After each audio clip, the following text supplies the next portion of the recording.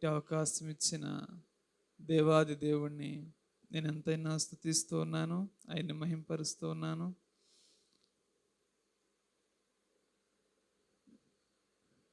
సువార్తికుడు, సువార్తికుడు అంటే ఎవరు చెప్పాలి? సువార్తికుడు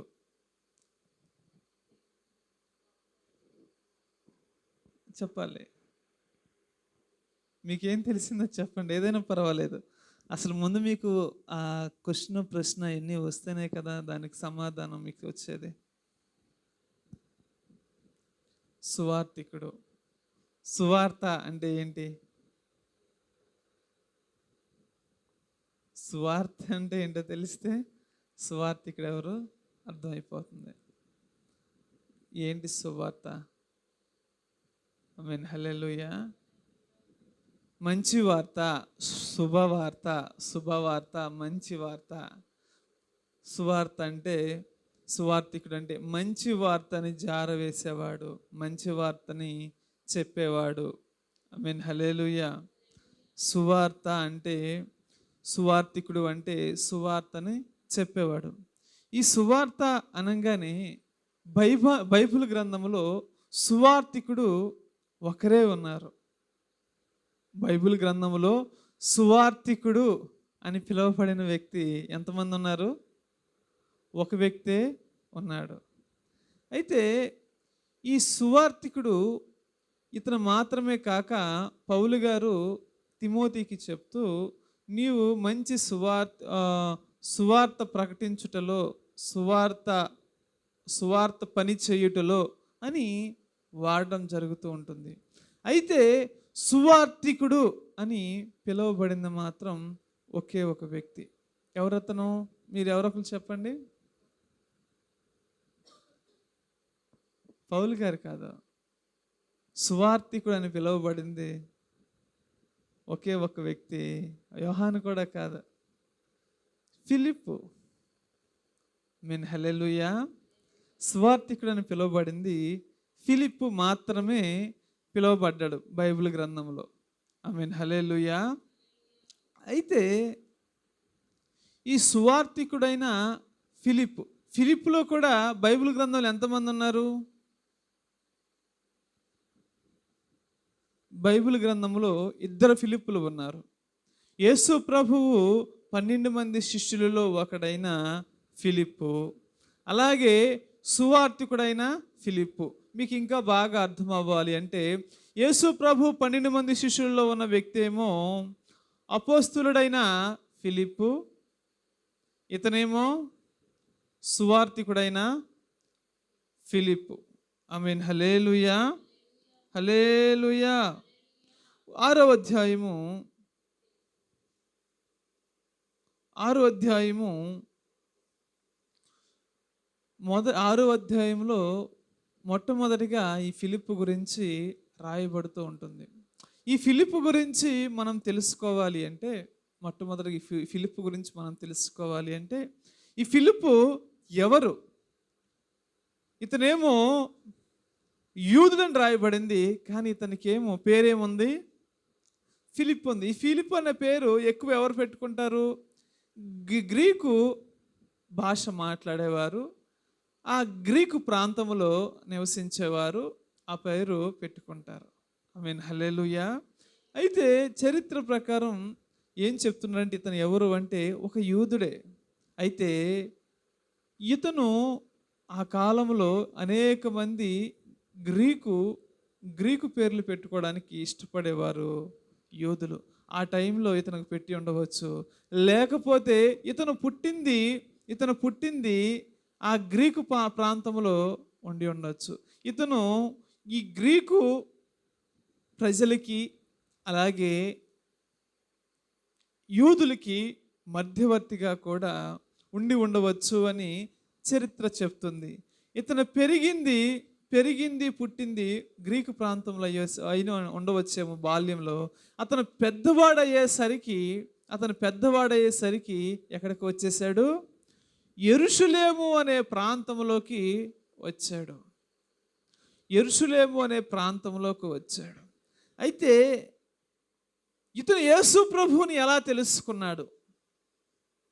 ఇతను యేసు ప్రభువుని ఎలా తెలుసుకున్నాడు? కొంతమంది బైబిల్ పండితులు ఈ విధంగా చెప్తూ ఉంటున్నారు. ఈ ఫిలిప్పు యేసు ప్రభువుని వెంబడించిన 70 మందిలో ఒకడై ఉండవచ్చు. లేక యేసు ప్రభు వారు అద్భుతాలు, స్వస్థతలు, మహత్కార్యములు చేశారు కదా, అక్కడ జరిగినప్పుడు చూసిన వ్యక్తులలో ఒక వ్యక్తి కూడా అయ్యుండవచ్చు అని బైబిల్ పండితులు చెప్తూ ఉన్నారు. అయితే మీకు ఇందాకే చెప్పాను కదా, ఈ ఫిలిప్పు యెరూషలేము ప్రాంతానికి వచ్చి యెరూషలేములో నివాసము చేస్తూ ఉన్నాడు. ఆ కాలములో ఏం జరుగుతుంది? యెరూషలేములో యేసు ప్రభు వారు మరణించడం జరిగింది, తిరిగి వెళ్ళడం జరిగింది. ఆమేన్, హల్లెలూయా. మీకు ఒక మాట, మీ కింద ఒక సువార్త గురించి చెప్తూ ఒక మాట నేను చెప్పాలి. సువార్తికుడు అంటే మనం ఏం చెప్పాలి అంటే, యేసు ప్రభు గురించి చెప్పడం, యేసు ప్రభు వారు ఏ విధముగా జీవించారు, యేసు ప్రభు వారు ఏ విధముగా మరణించారు, యేసు ప్రభు వారు ఏ విధముగా తిరిగి లేచారు, అది చెప్పడమే సువార్త. ఆమేన్, హల్లెలూయా. అయితే మరలా ఇప్పుడు వాక్యంలోకి వద్దాం. అయితే ఇదంతా ఇట్లా ఉందంగా, ఆ కాలంలో యేసు ప్రభు వారు ఇక్కడికి తిరిగి లేచిన తర్వాత 120 మంది మేడగదిలోకి వెళ్ళారు. వారు దేవుని ఆత్మచేత నింపబడిన వారే, అన్ని భాషలతో మాట్లాడి దేవుని వాక్చాతుర్యము కొలది అనేక మంది దేవుని గురించి చెప్పడం ప్రారంభించారు. వారిలో లెగిచి వాక్చాతుర్యం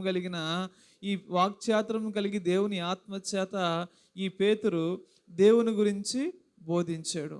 ఆ తర్వాత అతను బోధించిన మొట్టమొదటి ప్రసంగములో 3,000 మంది మారారు. ఆ తర్వాత 5,000 మంది మారారు పేతురు ప్రసంగంలో. సంఘము ప్రబలుతూ ఉంది. ఈ పేతురు బాప్తిస్మం ఇస్తూ ఉండగా అనేక మంది వస్తూ ఉన్నారు. ఈ పేతురు చెప్తున్న మాటలు వినడానికి అనేక మంది వస్తున్నారు. అయితే ఇట్లా అవ్వడం కుదరదు. ఈ వచ్చిన వారందరూ ఇక్కడే ఉంటున్నారు, వారందరికీ ఆహారము మీరు ఏర్పాటు చేయండి. ఆహారం ఏర్పాటు చేయమనగానే వారందరికీ ఆహారం ఏర్పాటు చేస్తున్నారు. అయితే అక్కడికి కొంతమంది వితంతువులు, భర్త లేని స్త్రీలు, యోధా స్త్రీలు, గ్రీకు నుంచి వచ్చిన యోధా స్త్రీలు, విధవరాండ్రు అక్కడ ఉంటే వారి ఎడల వివక్ష చూపించడము జరిగింది ఆహారం వడ్డించే విషయంలో. ఆమేన్, హల్లెలూయా, హల్లెలూయా. అయితే ఇక ఇలా అయితే మేము దేవుని పని చెప్పడం కోసం, దేవుని సువార్త ప్రకటించడం కోసము, దేవుని గురించి తెలియజేయడం కోసము, అనేక మందిని మారు మనసులో నడిపించి క్రీస్తు కోసమే జీవించడం కోసము మేము చెప్పాలి. మా పని అది. మీ మధ్యన వివాదాలు తీర్చడం మా పని కాదు. మీకు ఆహారము వడ్డించడం కోసం ఆత్మ జ్ఞానము కలిగిన వారిని 7 మేము నిలబెడతాము అన్నారు. దేవుని నామానికి స్తుతి కలుగును గాక. 7 నిలబెడతానంటే ఆ 7 ఎవరో ఒకసారి చూద్దాం. 6వ అధ్యాయము అపొస్తలుల కార్యము 3వ వచనం.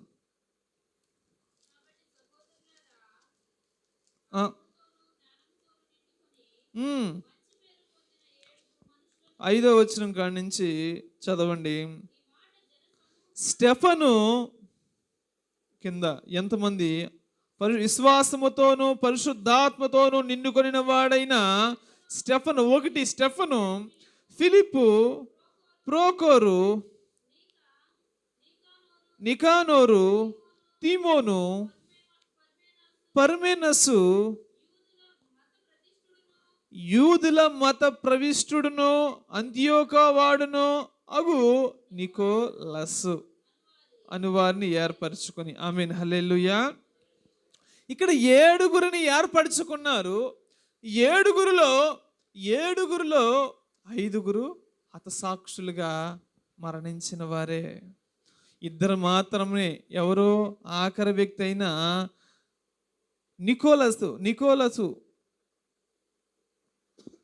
నికోలసు అన్న వ్యక్తి, ఇంకా 2వ వాడైన ఫిలిప్పు వీరు మాత్రమే వీరు హతసాక్షులుగా అవ్వలేదు, వీరు ఆఖరి వరకు జీవించారు అని చరిత్ర గ్రంథాలు చెప్తూ ఉన్నాయి.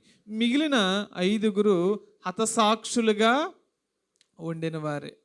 ఆమేన్. హల్లెలూయా, హల్లెలూయా. ఇక్కడ ఎవరిని ఎన్నుకున్నారు? 7గురిని, ఆత్మ జ్ఞానము కలిగిన వారిని. అక్కడ వారు, మీరు సంగమా జాగ్రత్తగా మీరు ఆలకించినట్లయితే, ఏడుగురు ఎలాంటి వారు?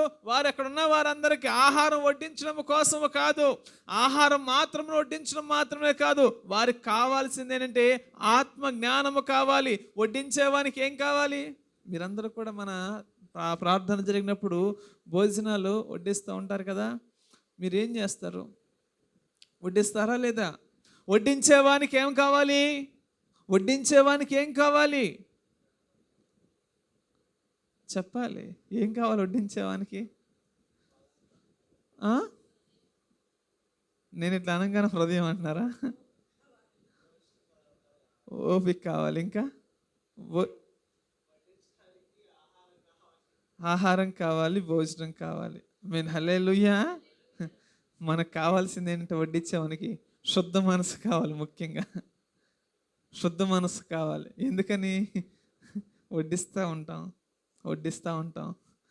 చూస్తూ ఉంటాం. వీళ్ళు మన వాళ్ళు కాదు, కొంచెం తక్కువ కూర కొంచెం వెళ్తాం. వీళ్ళు మన వాళ్ళే, వీళ్ళు కొంచెం ముందుకు వెళ్తాం. వీళ్ళు మన వాళ్ళు కాదు. ఏదో అంటే వడ్డించేవానికి ఏం కావాలి? శుద్ధ మనసు. ఇక్కడ జరిగింది అదే. అపొస్తలుల దగ్గరికి వచ్చేసరికి ఇక్కడ వివాదము జరిగింది. అంటే అక్కడికి వచ్చేసరికి విధవరాండ్రికి సరైన ఆహారము అంటే కొంచెం తక్కువగా పెట్టేసరికి చిన్న వివాదము జరుగుతూ ఉంటుంది. ఎందుకు యూదులైన గ్రీకు స్త్రీలకి ఎందుకు అక్కడ వివక్ష చూపిస్తున్నారు అని అక్కడ గొడవ జరగడం జరిగింది. అందుకని ఆత్మ జ్ఞానము కలిగిన 7గురు పరిచారకులను ఎన్నుకోవడం జరిగింది. ఆమేన్. హల్లెలూయా. ఆ 7గురిలో ఒకడు ఈ ఫిలిప్పు. ఈ ఫిలిప్పుకు మాత్రమే సువార్తికుడు అనే బిరుదు వచ్చింది. బైబిల్ గ్రంథం అంతటిలో సువార్తికుడు అని అంచబడిన ఒకే ఒక వ్యక్తి ఫిలిప్పు. ఆమేన్. హల్లెలూయా, హల్లెలూయా. దేవుడి నామానికి మహిమ కలుగును గాక. అయితే ఇక్కడ ఫిలిప్పు ఏంటి? నేను ఇక్కడ మొట్టమొదటిగా ఫిలిప్పు ఏమనుకోవాలి? అక్కడ నేనేంటి? నేను ప్రార్థన చేయడానికి వచ్చాను, వాక్యం చదవడానికి వచ్చాను. వారు బోధిస్తుంటే నేను కూడా బోధించగలను. నేను నజరేయుడైన క్రీస్తుని వీరికన్నా నేను బాగా బోధించగలను. క్రీస్తు చేసిన అద్భుతాలను నేను చూశాను.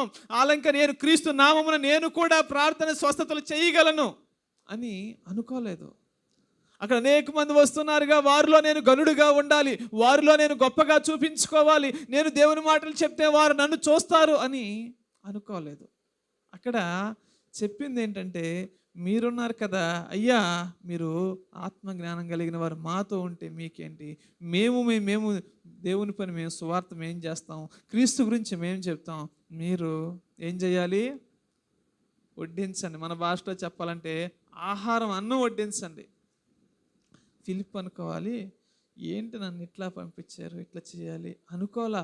ఆ 7గురు అనుకోలా. మరి ఏం చేశారు? దేవుని పని చేయడానికి ముందుకు వచ్చారు. దేవుని పని చేయడానికి ముందుకు వచ్చి వారు ఏ మాత్రమును వివక్ష చూపక జ్ఞానముతో అందరికీ చేయడం జరిగింది. ఆమేన్. హల్లెలూయా, హల్లెలూయా. ఇక్కడ మొట్టమొదటిగా ఈ ఫిలిప్పు చూడండి, హోదా చూడలా. హోదా కన్నా దేవుని పని చేయడం ప్రాముఖ్యం. హోదా కన్నా దేవుని పని చేయడం ప్రాముఖ్యం. నేను మీకు ఒకసారి చెప్పాను కదా, ఎన్నో గొప్ప పని చేసేవారు కూడా దేవుని మందిరాల్లోకి వచ్చి పరిచర్య చేస్తూ ఉంటారు, బాత్రూమ్స్ క్లీన్ చేస్తూ ఉంటారు. ఎందుకయ్యా అంటే, మేము మంచి స్థానం మాకు ఇచ్చాడు, ఆ ఇచ్చిన దేవునికి మేము కొంత అయినా సరే పరిచర్య చేయాలి కదా అని ఒక మంచి హృదయంతో వారు చేస్తూ ఉంటారు. ఆమేన్. హల్లెలూయా. దేవుని సంగమా, దేవుని మందిరములో ఉంటున్న మనము మనం మన హోదా కాదు, మనకు కావాల్సింది ఏంటి? మనం ఎక్కడ ఉన్నా సరే దేవుని పరిచారకులమే, దేవుని పనివారమే, దేవుడు మేపేటి గొర్రెలమే అని మనము గ్రహించాలి. ఆమేన్. హల్లెలూయా, హల్లెలూయా. కానీ కొంతమంది సంఘాలలో, మన సంఘంలో దేవుని మహాకృపను బట్టి అట్లా లేదులేండి. బయటికి వచ్చేసరికి ఎలా ఉంటారంటే, మేము పలానా వారము, పలానా పాస్టర్ గారు వాళ్ళ బంధువులము, లేకపోతే మేము ఎప్పటి నుంచో వస్తున్న వారము, లేకపోతే మాకు పలానా విషయంలో మేము గొప్పవారము, లేకపోతే మేము పలానా హోదాలో ఉన్నవారము, లేకపోతే పలానా ఉద్యోగంలో ఉన్నవారము, మేము ఇలాగే ఉంటాం, మేము చెయ్యం, మేము ఇట్లాగే ఉంటాం అని ఉండకూడదు. ఎవరికి నష్టం అది? ఎవరికి నష్టం? వారికే నష్టం. వారే నష్టపోతారు. దేవుని పనిలో మనము ఎప్పుడు ముందుండాలి. దేవుని పనిలో ముందుండాలి. దేవుని ప్రియులారా, నేను ఇప్పుడు కూడా సరే పరిచర్య ఎక్కడికన్నా వెళ్ళినప్పుడు ఏదన్నా పాస్టర్ గారు వాళ్ళు ఈ పని చేయమన్నారు అంటేనా, అక్కడ ఎక్కడన్నా ఆ పని కొదువుగా ఉంటే నేను ఆఖరికి విస్తరలు తీయడానికి కూడా నేను హృదయపూర్వకంగా నేను సిద్ధంగానే ఉన్నాను. వారు ఇంకేదన్నా పని చేయమన్నా సరే నేను చేయడానికి సిద్ధంగానే ఉన్నాను.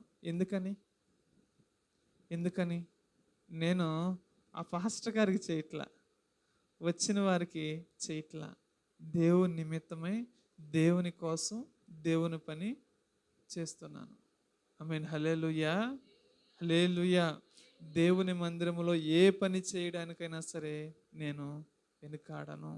మనము దేవుని కోసమే చేస్తున్నాం. నేను దేవుని పని చేసేటప్పుడు 100 మంది వాళ్ళు 100 రకాలుగా అనుకున్నా సరే నేను పట్టించుకోను. ఎందుకని? అది దేవుని పని. దేవుని పని చేస్తేనే కదా నన్ను ఆశీర్వదించేది. దేవుడు మనల్ని ఎక్కడ చూసేది? అక్కడే కదా. దేవుడు ఎక్కడ చూస్తాడు? అక్కడే కదా. మనము అంతా బాగుండి ఆ కొంచెంలో మనం పోకూడదు. ఏమిటి? పిండి ఉంది, ఆ పిండిలో ఒక కొంచెం పిండి పులిస్తే పిండి అంతా పులుద్దా? పులియదా? అవునా కదా. మనకి ఇది యూతులకైతే అది విషయం బాగా అర్థమవుద్ది. మనకి కొన్ని సంవత్సరాల క్రితంకి వెళ్తాయి. ఇప్పుడు కూడా నేను కొన్నాళ్ళ క్రితం నేను ఒక ఊరికి వెళ్ళా. ఆ ప్రాంతంలో ఏం చేస్తారంటే వారు పొద్దున్నే రాగి రాగి జావలాగా తాగుతారు. మనం కూడా తాగుతాం. మనం ఏంటంటే పులుపుగా ఉంటే తాగలేం. వాళ్ళు ఏం చేస్తారు తెలుసా? పులుపుగా ఉండడం కోసము దాన్ని పులయబెడతారు. రాత్రిపూటే దాన్ని పులయబెడతారు. పులయబెట్టుకుని తెల్లారి తాగుతారు. అంటే ఏంటి? దాంట్లో కొంచెము పులిసేది కలిస్తే చాలు, మొత్తం ఏమవుతుంది? పిండంతా పులిసిపోతుంది. ఆమేన్. హల్లెలూయా. దేవుని ప్రియులారా, మన భక్తిలో కానీ మన ప్రవర్తనలోనే కానీ కొంచెము పులుపు ఉంటే, కొంచెము దేవునికి అవిధేయత ఉంటే మన భక్తి అంతా పాడవుతుంది. ఇక్కడ ఫిలిప్పు మొట్టమొదటగా నేను ఎందుకు చెయ్యాలి అనుకోలా, ఎందుకు చెయ్యాలి అనుకోలేదు కాబట్టి దేవుడు ఆ 7గురిలో ఫిలిప్పుని ఎన్నుకున్నాడు. ఆమేన్. హల్లెలూయా. అందుకనే ఫిలిప్పుని గొప్ప సువార్తికునిగా నిలబెట్టుకున్నాడు. అందుకనే ఫిలిప్పుని గొప్ప సేవకునిగా వాడుకున్నాడు. ఆమేన్. హల్లెలూయా. బైబిల్ గ్రంథములో మొత్తము ఇక్కడ 7గురు గురించి రాయబడితే 2 గురించి మాత్రమే బాగా ఎక్కువగా రాయబడుతుంది. మొట్టమొదటిగా ఒక వ్యక్తి ఎవరు? స్టెఫను. రెండవదిగా ఫిలిప్పు. వీరిద్దరు, ఈ 7గురిలో వీరిద్దరు గురించే రాయబడుతుంది. నికోలసు అన్న ఒక వ్యక్తి ఉన్నాడు. అతను ఆఖరిలో ప్రకటన గ్రంథంలో రాయబడిన నికోలైతుల బోధ అని రాయబడుతుంది కదా. ఇతనేనేమో అని చరిత్ర చెప్తూ ఉంది. ఇతనే బహుశా అయ్యుండవచ్చు. ఆమేన్. హల్లెలూయా, హల్లెలూయా. అయితే ఈ 2 గురించి మాత్రమే రాయబడుతుంది. దేవుని ప్రియ సంగమా, మనము అందరిలో ఒకరిగా కాదు, అందరిలో మనము ఒకలం అన్నట్టు కాదు, అందరిలో మనం ఒక ప్రత్యేకమైన జీవన శైలిని కలిగించాలి. మాకు ప్రత్యేకమైన భక్తి కావాలి, ఒక ప్రత్యేకమైన జీవితము కావాలి. దేవుడు నేను పరిశుద్ధుడిని కాబట్టి మీరు పరిశుద్ధంగా ఉండంటున్నాడు. ఆయన ప్రత్యేకముగానే జీవిస్తూ ఉన్నాడు. ఆయన మహిమ కలిగిన జీవితాన్నే జీవిస్తున్నాడు. ఆయన పరిశుద్ధముగానే ఉన్నాడు. మనమే ఎలా ఉండాలి? మనము పరిశుద్ధంగా ఉండాలి. ప్రత్యేకింపబడిన జీవితాన్ని మనకి కావాలి. ఎలా చేయగలం? దేవుని కోసము ఏదైనా సరే సమర్పించడం కోసం ముందుకు రావాలి. చెప్తున్నాడు కదా, నన్ను వెంబడించగోరు వాడు ఏ విధముగా ఉండాలి? తన తల్లినైనను, పిల్లలనైనను, తండ్రినైనను, ఇంకా అన్నదమ్ములనైనను, అక్క చెల్లింటనైనను, రక్త సంబంధులైనను, ఇంకెవరినైనను విడుచువానికి పరమందున 100 మంది, ఇంకా 100 మందిని దేవుడు మనకి అనుగ్రహిస్తాడు. దేవుని కన్నా ఏది మనకి ఎక్కువగా ఉండకూడదు. అబ్రహాము ఉన్నాడు ప్రియ సంగమా. అబ్రహాము అడిగాడు, నీ కుమారుడు నాకు ఇవ్వు, నీ కుమారుడైన ఏక కుమారుని, ఒకే ఒక కుమారుడైన ఇస్సాకును నాకు అర్పించు అన్నాడు. అబ్రహాము, ప్రభువా నాకు ఒకడే కుమారుడు అన్నాడా? అనలా. ఇల్లు అర్పించడానికి ఇష్టపడ్డాడు. హల్లెలూయా. పరీక్షించాడు. దేవుని ప్రియ సంగమా, దేవుడు మనల్ని పరీక్షించినా సరే నిలబడే వారముగా ఉండకూడదు. మన త్రాసులో వేయగా నువ్వు తేలిపోయావు, మినెటెకెల్ ఫార్సిన్, నిన్ను త్రాసులో వేయగా నువ్వు తేలిపోయావు అన్న భక్తి మనకు ఉండకూడదు. మనము ఎప్పుడు సంతుష్టి సహితమైన భక్తి చేసేవారముగా ఉండాలి. ఆమేన్. హల్లెలూయా, హల్లెలూయా. రెండవదిగా అపొస్తలుల కార్యము 8వ అధ్యాయము 4వ వచనం.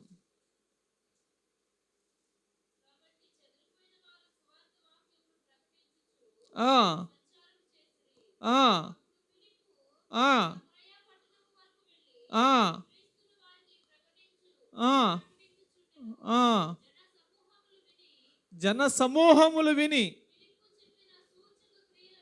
ఫిలిప్పు చెప్పిన సూచక క్రియలను చూచినందున అతడు చెప్పిన మాటల యందు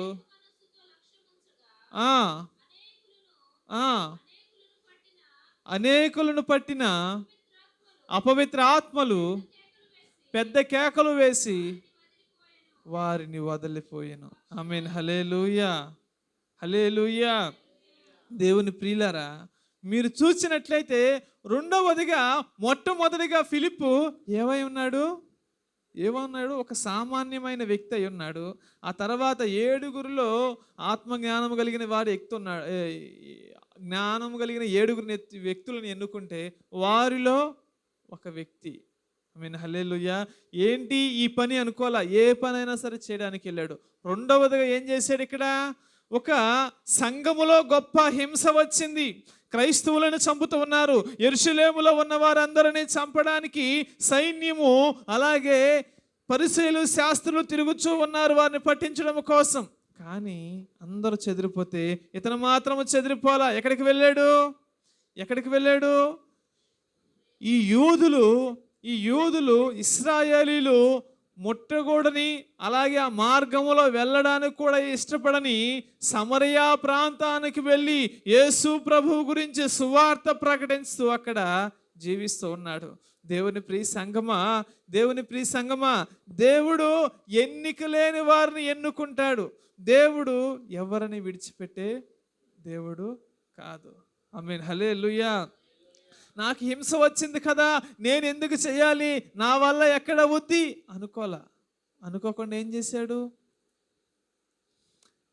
అన్యుల మధ్యనికి వెళ్ళి సువార్త ప్రకటించాడు.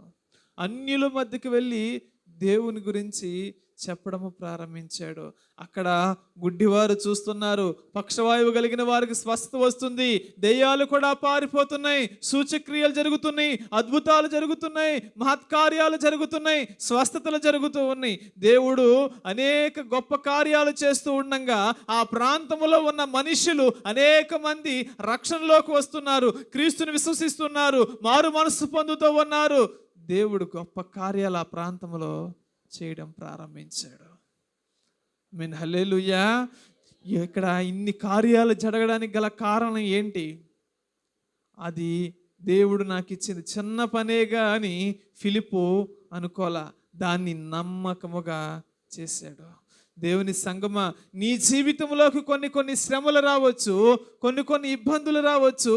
ఏమి జరిగినప్పటికీ నీవు దేవుణ్ణి విడిచిపెట్టి వెళ్ళేవాడుగా ఉండకూడదు. ఆమేన్. హల్లెలూయా, హల్లెలూయా. నీకు కష్టముగా ఉన్నదే, నీకు బాధలుగా ఉన్నదే, నేను ఎందుకు నా జీవితంలో ఉన్నదే నువ్వు అనుకుంటున్నదే, దాన్నే ఆశీర్వాదకరముగా దేవుడు మారుస్తాడు, దాన్నే దీవెనకరముగా మారుస్తాడు. అందరూ చెదిరిపోయారు, కానీ ఈ ఫిలిప్పు మాత్రము నిలబడ్డాడు. నీవు ఈ కష్టకాలములో, ఈ ఇబ్బందులలో నీవు నిలబడితే ఆ ఇబ్బందులతో నిన్ను నిలబెట్టే దేవుడై ఉన్నాడు మన దేవుడు. ఆమేన్. హల్లెలూయా, హల్లెలూయా.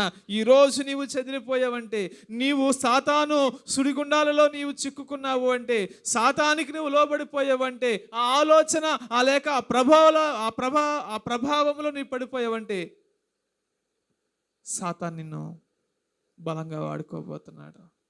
ఒకవేళ నీవు పడకుండా దేవుని మాటకి, దేవుని వాక్యానుసారంగా నిలబడ్డావంటే గొప్పగా నిన్ను వాడుకోబోతున్నాడు. ఆమేన్. హల్లెలూయా, హల్లెలూయా. ఫిలిప్పు హింస కలిగింది, సంఘములో హింస కలిగినప్పటికీ కూడా క్రీస్తుని విడిచిపెట్టలా. ప్రాంతం మారిందంతే, జీవితం మారలా. ప్రాంతం మారింది, జీవితం మారలా. ప్రాంతం మారింది, ప్రవర్తన మారలా.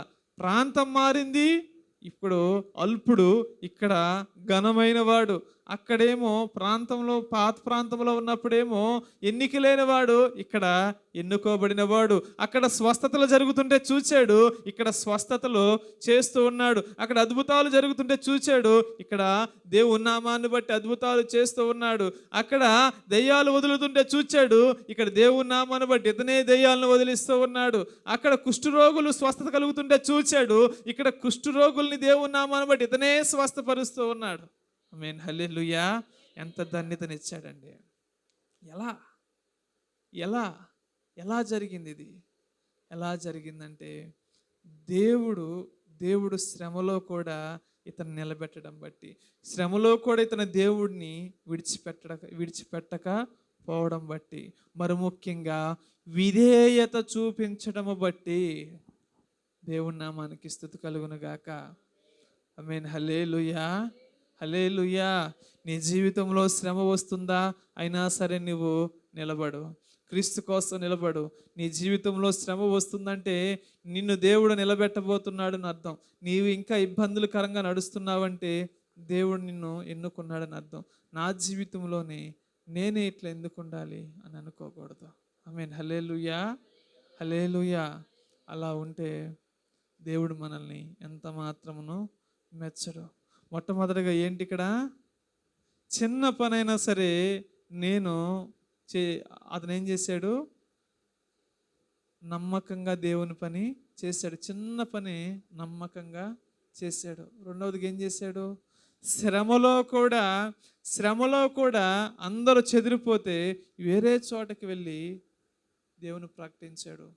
పరిస్థితి మారింది, స్థితి మారింది, కానీ ప్రాంతం మారింది, కానీ అతను మారలేదు. పరిస్థితి మారింది, ప్రాంతం మారింది, జీవితం మారింది, కానీ అతను మారలేదు. ఆ ప్రాంతంలోనే అక్కడ ఉన్న క్రీస్తుని ఇక్కడ మరలా ప్రకటిస్తూ ఉన్నాడు. ఆమేన్. హల్లెలూయా. నీవు ఎక్కడ ఉన్నా సరే, వేరే ఊరిలో ఉన్నా, వేరే ప్రాంతంలో ఉన్నా, ఇంటి దగ్గర ఉన్నా, నీ రక్త సంబంధుల దగ్గర ఉన్నా, ఏ సమయంలో ఉన్నా, బయట ఉన్నా, లోనున్నా, మందిరంలో ఉన్నా, మందిరం వెలుపల ఉన్నా, నీవు ఏ విధముగా ఉండాలో ఆ విధముగానే ఉండాలి. నీవు క్రీస్తు దగ్గర ఏ విధంగా ఉండాలి అదే విధంగా ఉండగాలి. అంతేగాని ప్రవర్తన మారకూడదు. మందిరములో ఒకలాగా, మందిరము బయట ఒకలాగా, లోన ఒకలాగా, ఇంట్లో ఒకలాగా, పని దగ్గర ఒకలాగా, అన్ని చోట్ల ఒకే విధంగా ఉండాలి. నీ సాత్వికమైన స్వభావాన్ని ఆ విధంగానే చూపించాలి. నీ ప్రేమ కలిగిన జీవితాన్ని నీ ప్రజల ముందు ఆ విధంగానే చూపించాలి. ఆమేన్. హల్లెలూయా. పరిస్థితులు మారతాయి కానీ మనం మారకూడదు. శ్రమలో కూడా మనం మారకూడదు. మూడవదిగా అపొస్తలుల కార్యము 8వ అధ్యాయం 26వ వచనం చదవండి. ఆ, ఆ, ప్రభుదూత నీవు లేచి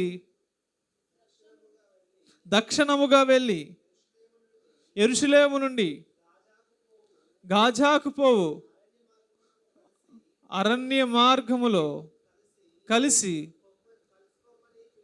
కలుసుకోమని ఫిలిపుతో చెప్పగా అతడు లేచి వెళ్ళెను.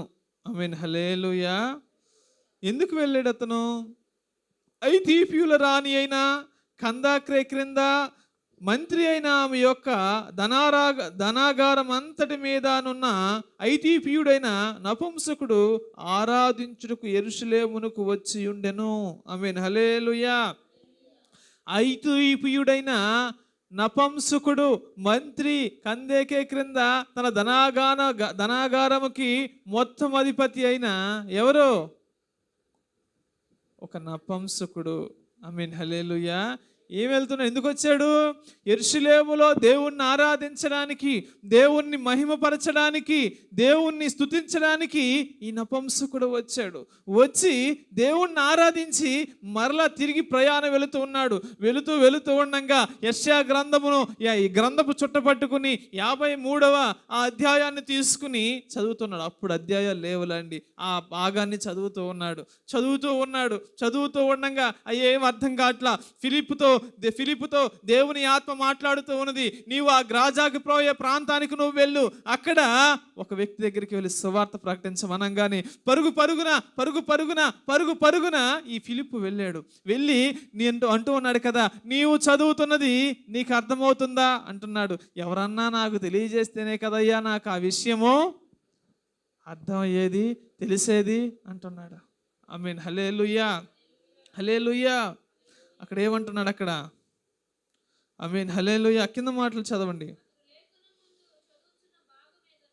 31వ వచనం. అతడు ఎవడైనను నాకు త్రోవ చూపు కంటే ఎలాగూ గ్రహింపగలని చెప్పి రథమెక్కి తనతో కూడా కూర్చున్నామని ఫిలిప్పును వేడుకొనెను. అతడు లేఖనం మందు చూపుచున్న భాగమేమనగా, ఆమేన్, హల్లెలూయా. 34వ వచనం. ప్రవక్త ఎవరిని గూర్చి ఇలాగ చెప్పుచున్నాడు? తన్ను గూర్చియా వేరొకను గూర్చియా దయచేసి నాకు తెలుపుమని ఫిలిప్పును అడిగిన. అందుకు ఫిలిప్పు నోరు తెరిచి ఆ లేఖనమును అనుసరించి అతనికి యేసును గురించి సువార్త ప్రకటించెను. ఆమేన్, హల్లెలూయా. దేవుడి నామానికి స్తుతి కలుగును గాక. దేవుని ప్రియ సంగమా, ఎక్కడికి వెళ్ళినా సరే క్రీస్తుని గురించి బోధించేవాడై ఉన్నాడు. ఆ లేఖన భాగములో ఉన్న నజరేయుడైన యేసు ప్రభువు గురించి వివరముగా క్షుణ్ణంగా పరిశీలన చేసి అతను చూస్తూ ఉండగా దాన్ని ఎవరో అని చెప్తూ ఉన్నాడు. ఆమేన్, హల్లెలూయా. దేవుని ప్రియ సంగమా, ఎక్కడ ఉన్నా సరే క్రీస్తును మనము బోధించే వారంగా ఉండాలి. ఆమేన్, హల్లెలూయా. మీరు ఇక్కడ చాలా జాగ్రత్తగా చూసినట్లయితే ఈ ఫిలిప్పు సమరియా ప్రాంతంలో ఉంటూ ఉన్నాడు.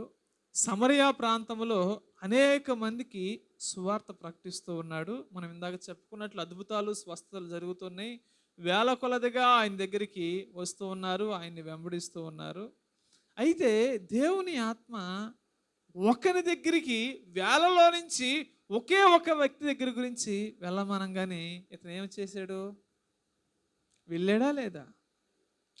వేల మందిని ఇక్కడ విడిచిపెట్టి ఒకరి దగ్గరికి వెళ్ళమంటే వెళ్ళాడా లేదా? వెళ్ళాడు. ఆమేన్, హల్లెలూయా. దేవుని ప్రియ సంగమా, దేవుడు మనకి ఏం చెప్తున్నాడో దాన్ని మనము అవలంబించడమే. దేవుడు మనల్ని ఎలా నడిపిస్తున్నాడో అలా మనం నడుచుకోవాలి. మన సొంత జ్ఞానాన్ని, మన సొంత తెలివితేటల్ని మనం ఎంత మాత్రమును ఉపయోగించకూడదు. ఆమేన్, హల్లెలూయా. ప్రభువా, ఇక్కడ ఎంతమందిని విడిచిపెట్టి అక్కడికి ఎలాగ వెళ్ళనయ్యా? నేను ఎట్లా ఉండనయ్యా? అతనేమో గుర్రం మీద వెళ్తున్నాడు, నేను ఏ విధంగా పరిగెత్తాలయ్యా అని దేవునికి బోధించల. సరే ప్రభువా వెళ్తానయ్యా, అక్కడ ఒక వ్యక్తి అయినా సరే యేసుక్రీస్తు గురించి చెప్పడం, నేను పరుగున వెళ్ళిపోతా అని ముందు వెళ్ళిపోయాడు. సంగమా, మీరు రోజు ఎంతమందికి సువార్త ప్రకటిస్తున్నారు? ఒకరికన్నా మీరు చెప్పారా? ఈ వారంలో ఒకరికన్నా మీరు యేసు ప్రభు గురించి చెప్పారా? యేసు ప్రభు నమ్మకం అని ఒక్కరికన్నా చెప్పారా? ఆమేన్, హల్లెలూయా, ఆమేన్, హల్లెలూయా. ఏదో ఒకటి యేసుక్రీస్తు గురించి మాత్రము మనము ఎప్పుడు చెప్పాలి. అదే మన సాక్ష్యం అయి ఉండాలి. మనం ఏదన్నా మీరు ఏదన్నా అడగండి. నా దగ్గరికి అనేక మంది వస్తూ ఉంటారు. అమ్మగారిని అడగండి, ఎవరో ఒకరు ఫోన్ చేస్తూ ఉంటారు నాతో మీతో ఒక 5 నిమిషాలు మాట్లాడాలని. ఒక ఆయన అయితే చాలా రోజులు అడగ్గా నేను ఎప్పుడుకో సరే అండి నేను వస్తానండి అని వెళ్ళా. ఒక ఆయన అయితే మా ఇంటికి రమ్మని చాలా రోజుల నుంచి అడుగుతున్నాడు. ఎక్కడికి వెళ్ళినా సరే నేను ఒకే ఒక్కటి చేసేది, తొందరపడి ఎక్కడికి వెళ్ళినా సరే వాళ్ళతో ఎక్కువ సమయం నేను ఎక్కడ గడిపినా సరే చెప్పేది ఏంటో తెలుసా? దేవుని గురించే మాట్లాడతాను. వారు ఏ సందర్భం తీసినా ఏం మాట్లాడినా యేసు ప్రభు గురించే మాట్లాడతాను. ఆమేన్, హల్లెలూయా.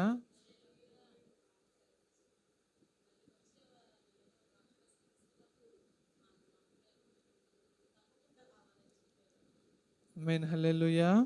మనం ఎప్పుడు ఒక్క మాట అయినా సరే దేవుని గురించి చెప్తూనే ఉండాలి. ఇతరులతో మనం మాట్లాడే ముందు, అమ్మా మీరు ఆడికి వెళ్ళారా, వాళ్ళు మంచోళ్ళు కాదమ్మా, వాళ్ళు అట చేశారమ్మా, నన్ను ఇట్ట చేశారమ్మా, అక్కడ అది ఉందమ్మా, ఇక్కడ ఇట్లా ఉందమ్మా, అయ్యా అది అట్లాగయ్యా, ఇది ఇట్లాగయ్యా అని మాట్లాడేదానికన్నా వాళ్ళు ఒక్క మాట చెప్పి మాట్లాడినప్పుడు, అవునా ఫలానా బైబిల్ గ్రంథంలో కూడా యేసయ్య అలా అన్నప్పుడు వారిని క్షమించాడమ్మా.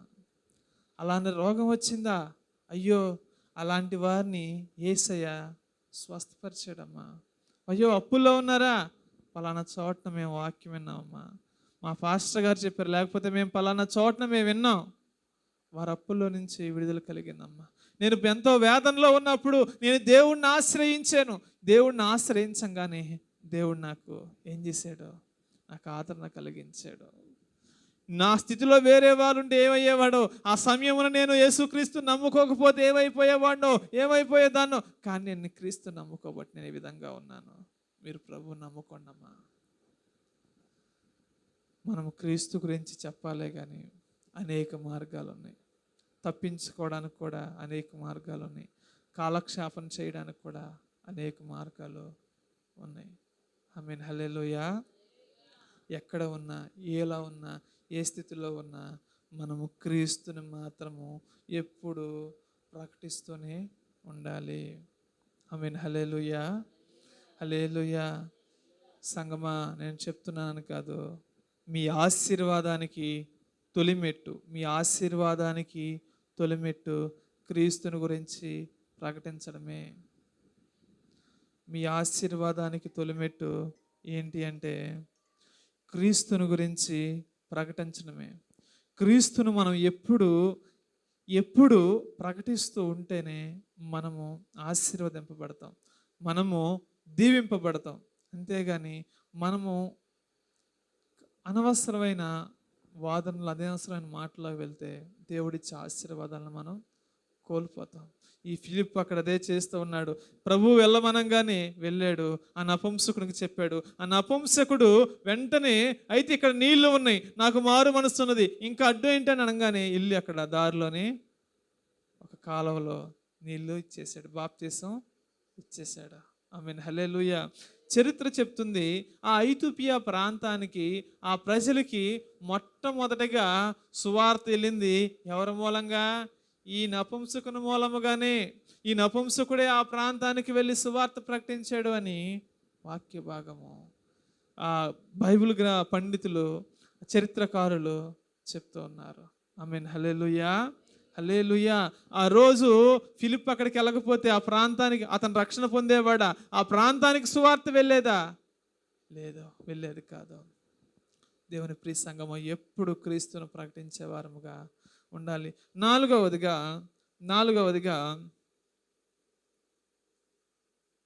అపొస్తలుల కార్యము 21వ అధ్యాయము 8వ వచనం 9వ వచనం చదవండి. మొట్టమొదటిగా మనం ఏం చదువుకున్నాము?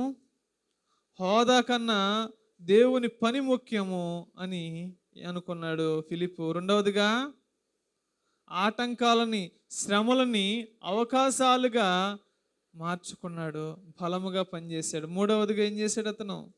వేల మందిలో ఒకని కోసము సువార్త ప్రకటించడం కోసము వెళ్ళాడు. నాలుగవది చదవండి, అపోస్తుల కార్యము 8వ అధ్యాయము 26వ వచనం.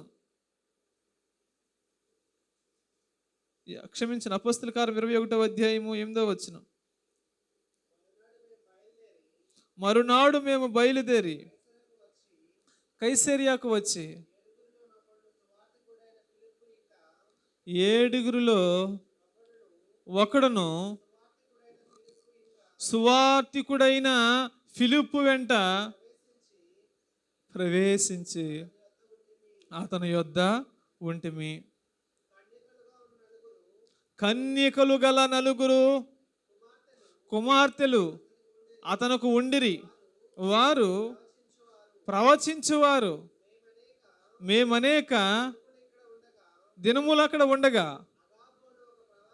అగాగు అని ఒక ప్రవక్త యోదియా నుండి అతడు మా యొద్దకు వచ్చి, ఆమేన్, హల్లెలూయా.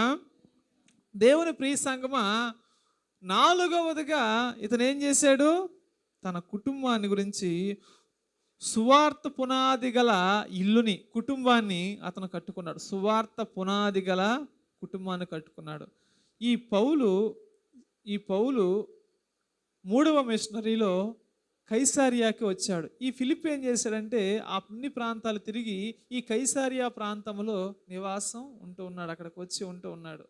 ఎలా ఉంటున్నాడు? తన కుమార్తెలు, తన భార్య అందరితో అక్కడ ఉంటూ ఉన్నారు. ఆమేన్, హల్లెలూయా. అయితే పౌలు అనేక చోట్లకు సువార్తకి వెళ్తూ ఉంటాడు కాబట్టి కైసారియాకు వస్తే అక్కడ ఎవరున్నారు? ఫిలిప్ ఉన్నాడు. ఈ ఫిలిప్కి ఎవరున్నారు? ప్రవచించగలిగిన కన్యకులు 4 కన్యక కుమార్తెలు అతనికి ఉన్నారు. ఆమేన్, హల్లెలూయా. దేవుని ప్రియ సంగమా, మనము 1, 2, 3 కుమార్తెలు, 2 కుమార్తెలు ఉంటేనే అయ్యో అనుకుంటున్నాం. కానీ ఇక్కడ ఎంతమంది ఉన్నారు? 4 ఉన్నారు. 4 ఎలా ఉన్నారు? ఎవరు మరి? ప్రవచించేవారు. తన కుటుంబాన్ని అతను మాత్రమే సువార్త ప్రకటించలేదు, అతను మాత్రం దేవుని గురించి చెప్పి విడిచిపెట్టలేదు. తన కుటుంబాన్ని కూడా దేవుని భయభక్తులతో కట్టాడు, దేవుని ఆత్మ జ్ఞానముతో కట్టాడు, దేవుని శక్తితో అతను కట్టడం జరిగింది. ఆమేన్, హల్లెలూయా, హల్లెలూయా. దేవుని ప్రియ సంగమా, ఈరోజు మనము దేవుని సన్నిధిలో ఉంటూ ఉన్నాము. మన బిడ్డల్ని లేకపోతే మన కుటుంబాన్ని మనం ఏ విధంగా కట్టుకుంటూ ఉన్నాం? ఇతను తన కుటుంబాన్ని కట్టుకోవడానికి గల కారణం ఏంటో తెలుసా? తన కుటుంబాన్ని అట్లా కట్టుకోవడానికి గల కారణం ఏంటో తెలుసా? అతను నేర్చుకున్నాడు. 7గురిని ఎన్నుకున్నారు. 7గురిని మీరు ఈ పని చేయమంటే ఆ పని ఎలా చేయాలో వారు నేర్చుకున్నారు. వారు స్వస్థతలు ఎలా చేశారు తెలుసా? అపోస్తులు చేయడం చూచారు, క్రీస్తు చేయడం చూచారు. ఆమేన్, హల్లెలూయా. సువార్త ఎలా ప్రకటించారు? అపోస్తులు ప్రకటించడం చూచాడు పేతురు, అలాగే మిగిలిన అపోస్తులు ప్రకటించడము ఈ ఫిలిప్పు చూచాడు. ఇక్కడ అన్ని చూచి అన్ని అనుభవం కలిగిన ఇప్పుడు ఫిలిప్పు తన కుటుంబాన్ని కట్టుకున్నాడు. ఆమేన్, హల్లెలూయా. అంటే ఏంటి? ఇప్పుడు దేవుని మందిరంలో ఉన్నాం. దేవుని మందిరంలో ఉన్నప్పుడు ఏం చేయాలి? ఎలా చేస్తున్నారో, ఎలా ఉంటున్నారో, ఎలా చేయాలో అన్నీ మనం ఏం చేయాలి? నేర్చుకోవాలి. ఆమేన్, హల్లెలూయా, హల్లెలూయా. అక్కడ అన్ని విషయాలు ఎట్లా సంఘములు ఎట్లా ఉండాలా? ఆరాధన చేస్తున్నాం. ఆరాధన చేస్తున్నప్పుడు ఆత్మ జ్ఞానము కలిగి అందరూ హృదయపూర్వకంగా ఆరాధన చేయాలి. మనం అందరం చేయాలి. వాక్యం చదువుతున్నాం, అందరము వాక్యం చదవాలి. ఆమేన్, హల్లెలూయా. ప్రార్థన చేస్తూ ఉన్నాం, అందరం ప్రార్థన చేయాలి. ప్రార్థన చేసేప్పుడు ఏం చేయాలి? అప్పుడేం చేయాలి? దేవుణ్ణి మహిమపరచాలి. మనం అందరము కలిసి చేసినప్పుడు దేవుడి నామానికి మహిమ కలుగుతుంటుంది. మనం ముందు అన్నీ జరగాలి అంటే మనం నేర్చుకోవాలి. మన కుటుంబానికి మనం నేర్పించాలి అంటే మనం ఏం చేయాలి? మొట్టమొదటిగా నేర్చుకోవాలి. ఆమేన్, హల్లెలూయా, హల్లెలూయా. మొన్న ఒక అతను నేను చూసా. ఏమండి, మేము ప్రార్థన చేసేస్తామండి, ఇట్లా ఉంటామండి, అట్లా ఉంటామండి, ఇట్లా ఉంటామండి, మేము ఆ విధంగా ఉంటామండి, మేము ఇట్లా నడుచుకుంటామండి అంటున్నాడు. ఆయన వెళ్ళిన తర్వాత చెప్పాడు ఆయన పాస్టర్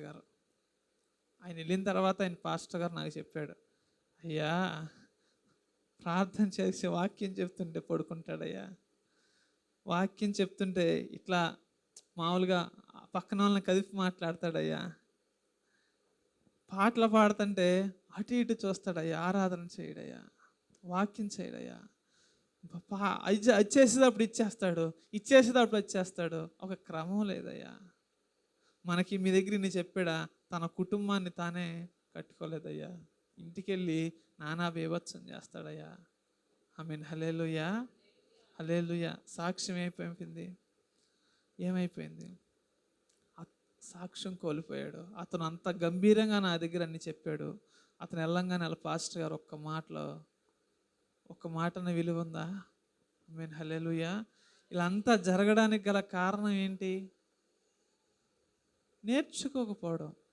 పాటలు పాడేటప్పుడు పాటలు పాడాలి, ఆరాధన చేసేటప్పుడు ఆరాధన చేయాలి, వాక్యం చదివేటప్పుడు వాక్యం చదవాలి, దేవుణ్ణి మహింపరిచేటప్పుడు దేవుణ్ణి మహింపరచాలి. ఆమేన్. హల్లెలూయా, హల్లెలూయా. అందరూ అందరూ మీరు ఎక్కడికైనా బయటికి ఆరాధనకి వెళ్ళారనుకో, అందరు ఆరాధన చేద్దాం నుంచోమనగానే అందరూ లేచి నిలబడతారు. నిలబడినప్పుడు వాళ్ళలో ఒక ఇద్దరు ముగ్గురు కూర్చున్నారనుకోండి, వాళ్ళ కాలు బాగాలేదేమో, ఆరోగ్యం బాగాలేదు అనుకుంటాం. అన్నీ బాగున్నా ఒకరు కూర్చున్నారనుకోండి, వాళ్ళందరూ ఇంకా ఎలా ఉంటుంది? ఆశ్చర్యంగా చూస్తారు. ఆమేన్. హల్లెలూయా. మనం అందరిలో మనం ఆశ్చర్యంగా చూపించుకునే వారముగా ఉండకూడదు. ఇతరులకి మాదిరిగా ఉండాలి. మనం మాదిరిగా ఉన్నప్పుడే మన కుటుంబాలని మనం కట్టుకోగలం. ఆమేన్. హల్లెలూయా, హల్లెలూయా. ఈ ఫిలిప్పు తన కుటుంబాన్ని కట్టుకున్నాడు. తన బిడ్డలు అందరూ ప్రవచించువారే, అందరూ ప్రవచించువారే, దేవుని ఆత్మ జ్ఞానం కలిగిన వారే, దేవుని ఆత్మ పొందుకోగలిగిన వారే, దేవుణ్ణి స్తుతించగలిగిన వారు, అన్ని భాషలతో మాట్లాడగలిగిన వారు. దేవుని సంగమా, ఆ సాక్ష్యం మనకున్నదా? నేను మీకు ఎప్పటి నుంచో చెప్తూ ఉన్నాను, ప్రభువా నన్ను కూడా మీ ఆత్మతో నింపండి అయ్యా. ఎంతమంది అన్ని భాషలతో మాట్లాడుతున్నారు?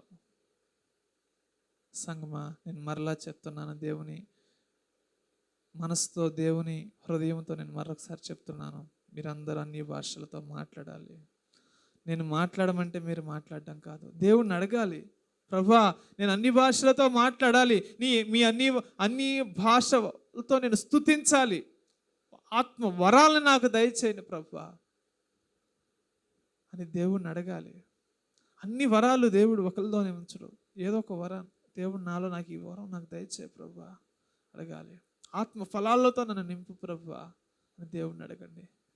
దేవుని సంఘం మరొకసారి చెప్తున్నాను, ఆత్మ లేనివాడు, ఆ వాక్యాన్ని ముగింపేవాడు మీరు, ఆత్మ లేనివాడు నా వాడు కాడు. కాబట్టి దేవుని ప్రియ సంఘమా, మన కుటుంబాన్ని మనం కట్టుకోవాలి. ఫిలిప్పు ఏదో ఒక ప్రారంభ జీవితంలోనే ఒక మంచి సువార్త చేసాడు, లేకపోతే ఆఖరు ఎట్లా అయిపోయాడు అన్న వ్యక్తిగా లేదు. తన కుటుంబాన్ని కూడా బాగుగా కట్టుకున్న వ్యక్తిలాగా ఫిలిప్పు ఉన్నాడు. ఇక్కడ అందరూ హతసాక్షులుగా, 7గురిలో 5గురు హతసాక్షులుగా మరణించారు, కానీ ఈ ఫిలిప్పు మాత్రం ఏమయ్యాడు? ఆఖరి వరకు ఉన్నాడు. ఆఖరికి టర్కీ ప్రాంతంలోకి వెళ్ళి అక్కడ ఒక సంఘాన్ని కూడా కట్టాడు.